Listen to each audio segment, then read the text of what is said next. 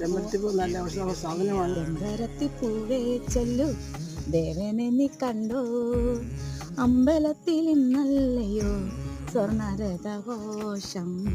ചെമ്പരത്തിപ്പൂവേ ചെല്ലു. ചെയ്തവരുണ്ടോന്നറിയില്ല.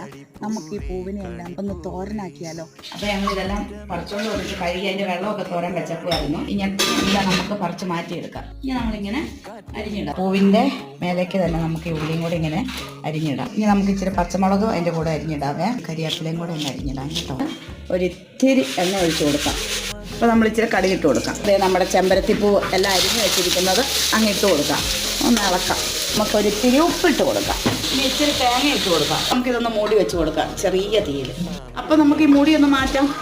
കൂട്ടുകാരെ, ഇതേ ഞങ്ങളുടെ ചെമ്പരത്തിപ്പൂ തോരൻ കണ്ടല്ലോ. അപ്പോൾ ഈ കറി നിങ്ങൾക്ക് എല്ലാവർക്കും ഇഷ്ടപ്പെട്ടെന്ന് കരുതുന്നു. നിങ്ങളും ഒന്ന് ട്രൈ ചെയ്യണം.